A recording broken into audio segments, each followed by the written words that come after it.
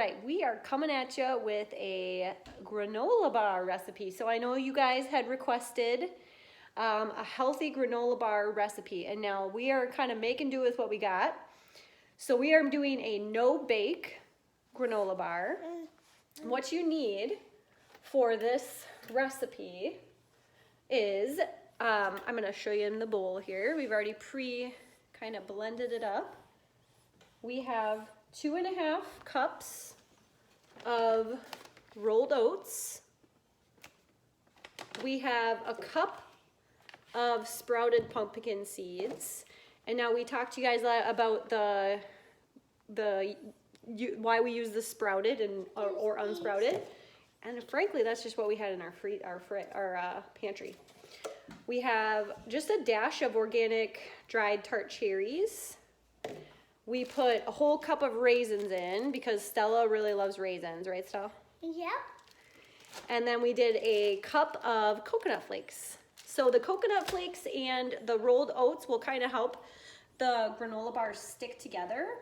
Once we kind of get all those are all your dry ingredients. And in this pot, if you can see, there's some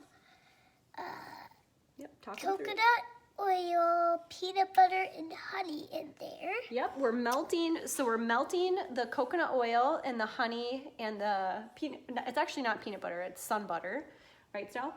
Yeah. So we have But you can call it peanut butter if you want, because it's basically just a peanut butter, but it's made out of sun, and it has like sunflower butter. seeds. Yeah, sunflower seeds. So if people can't do peanut butter, so if they have a peanut butter allergy, they can use sun butter.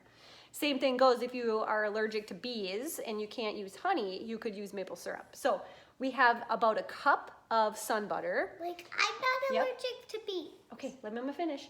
We have a cup of sun butter, a half a cup of honey. You could substitute out maple syrup if you wanted, and about a half a cup of, maybe a quarter cup actually, of coconut oil. You know how I don't measure. I just hate measuring. So yeah, we're gonna melt all that together in the pot. Once it's all melted, then we're gonna add our dry ingredients. And then simply from there, all you're gonna do is use your lined parchment paper pan, and you're going to press the bars into the pan here. And then you're just simply gonna refrigerate it for like an hour until they get hard, and then cut them into your bars. You cut them as big as you'd like. Dakota's probably looking at you, but... Yep. So that's your healthy granola bar recipe for you. You could certainly add some chocolate chips to the mix.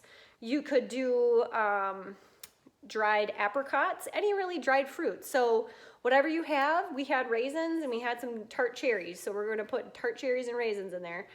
You could do, instead of pumpkin seeds, you could do something like almond slivers or pecans. Chop those up. You know, you really can make this however you'd like, because all you're doing is getting the dry ingredients going, and then you are doing your wet ingredients, and that's really what makes the bars stick together. So as long as you got it somewhat close, you can be flexible on what you put in there. So, want to stir still? Stir that up. And just once if you don't know how to stir, you can stir like this, and this is basically how you stir. Yeah. Want to make sure you melt that on nice and low, nice and low. So just to repeat the ingredients here, we have 2.5 cups of oats, 1 cup of seeds. Once again, you can mix that up. If it's pumpkin seeds, cool. If it's not, that's okay too. I put a cup of raisins. We had about a quarter cup of cherries and a cup of coconut flakes. Mix them all together.